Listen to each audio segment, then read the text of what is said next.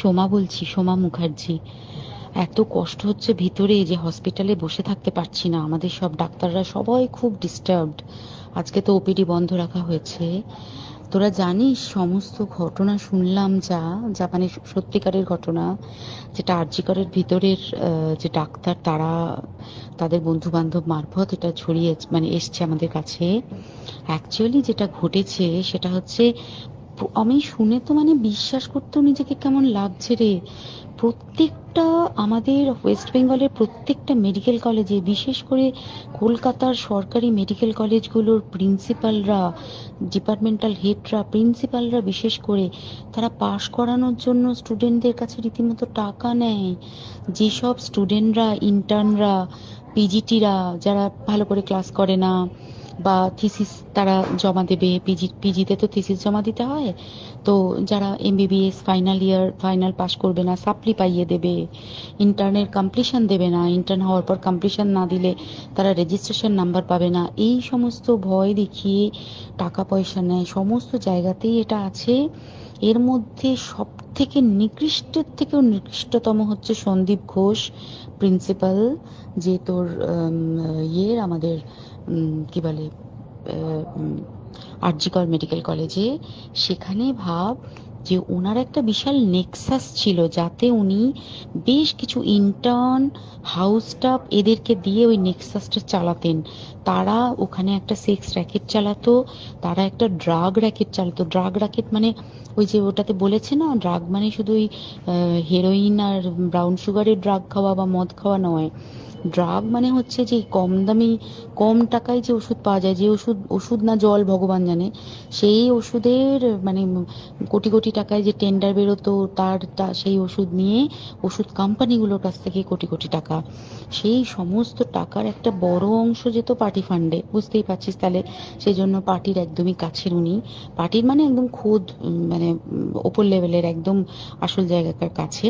তো এবার উনি এই যে নেক্সাসটা চালাতেন, তাতে রীতিমতো কোন ইন্টার্নকে উনি পাশ করাবেন, কোন পিজিটিকে উনি থিসিস কমপ্লিট করাবেন, সেগুলো সব ভয় দেখিয়ে টাকা নিতেন।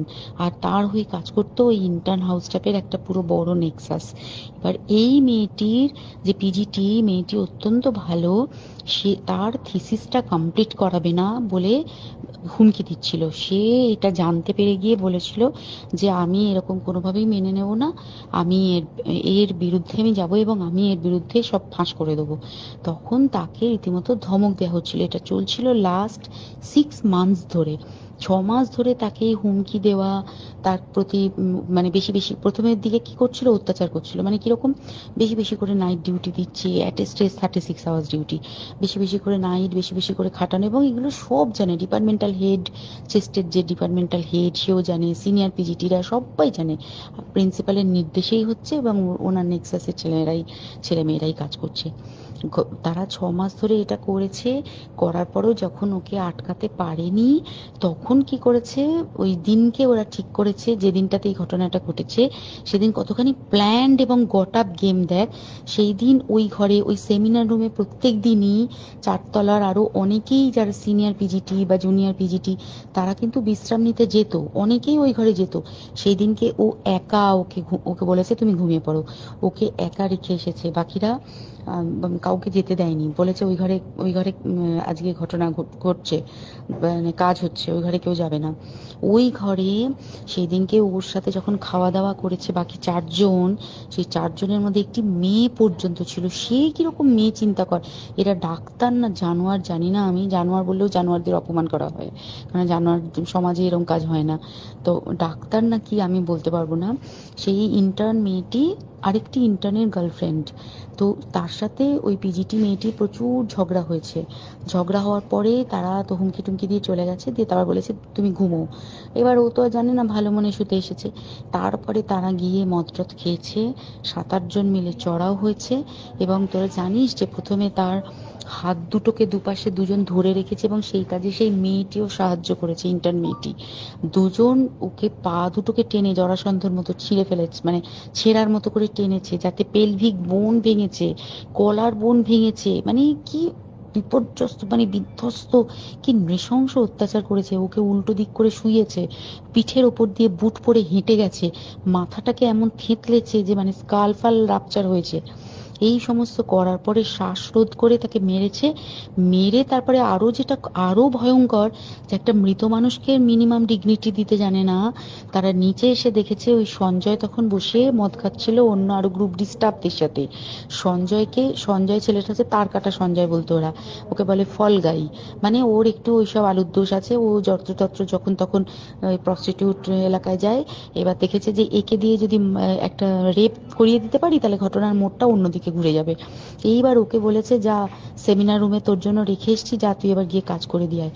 ও এসে ওই ডেড বডি খেয়ে রেপ করেছে, যাতে তার ভ্যাজাইনাতে সিমেন্ট পাওয়া যায়। তো এবার এই হচ্ছে, প্লিজ আমি নাম করে ফেললাম সবকিছুই।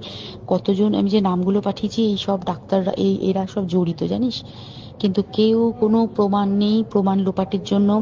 সেদিনকে ওই ইন্টার্ন এবং ডাক্তাররা যে ওইখানের যে বাথরুমটাতে হাত পা ধুয়েছে, রক্ত ধুয়েছে, সেইটাকে সাত তাড়াতাড়ি প্রমাণ লোপাটের জন্য ওই দেওয়ালকে ভেঙে দিয়ে তার মানে ওই বাথরুমের জায়গাটাকেই ভাঙতে হচ্ছে ওদের। ওখানে নাকি ওরা রুম বানাবে, কালকে দেখেছিস তোরা খবরে।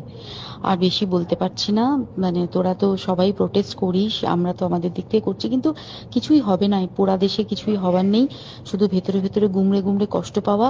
আর আগামী প্রজন্মের যে ডাক্তাররা বেরোবে, তারা যে ইন্টার্ন বা পিজিটি বা এই যাদের কাছে আমরা যাব ভবিষ্যতে, তারা কি ডাক্তার না কি আমি জানি না, কি নিয়ে তাদের কাছে আমরা যাব আর কি করেই বা আমাদের পরের প্রজন্মকে আমরা সুরক্ষিত রাখবো।